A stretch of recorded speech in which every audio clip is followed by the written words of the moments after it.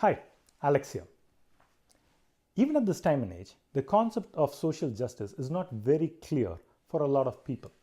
The reason is because even now we put a circle around us and stand in it and look at the world and the concept of social justice through different veils, such as the caste we belong to, the religion that we belong to, or our economic status in the society.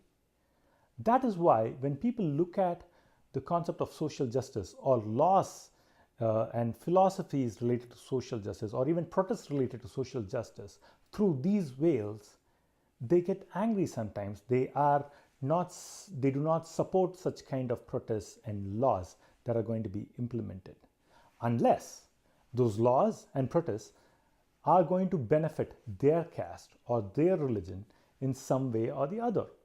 This is a very selfish approach if you think about it. And this is where Periyar was a very different kind of man. He was born to a very rich Vaishnavite family. And even then, when he grew up, he realized that his society was ridden with caste.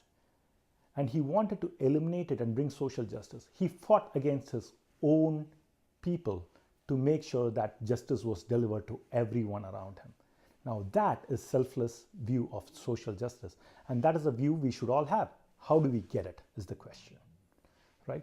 This is where Warren Buffett, most of you might know him, one of the richest men in the world, he basically asks every one of us, every individual, to do a test on ourselves to understand social justice. He says, assume that you find a lamp, a magical lamp, like Aladdin's lamp. You rub it, a genie comes out and he says, well, I will give you one boon. That is, you will be reborn, but this time you can shape the society that you are born into. You can decide what laws are going to be implemented in the society, what should be the philosophy and ideology of that society, and you can decide the code of conduct between different individuals in the society, irrespective of people being minorities or majorities of that particular population. You can decide that. But there is a catch. The catch is you will not know whom you're going to be when you're reborn.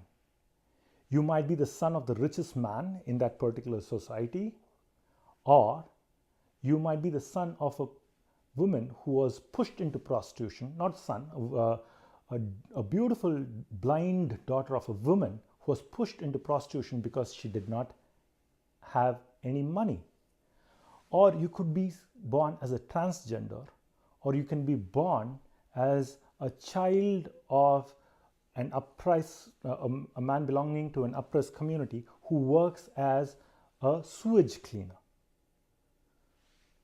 So keep that in mind and create the society that you're going to create.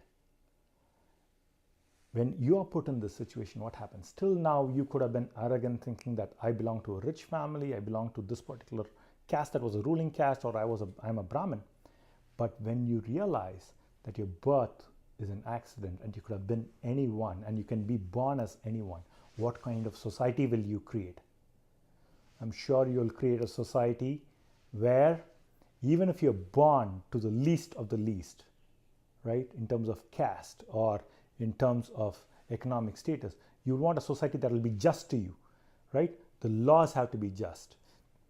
A society that will treat you respectfully, a society that will give you the opportunity to grow, not just you, but everyone in that community, right?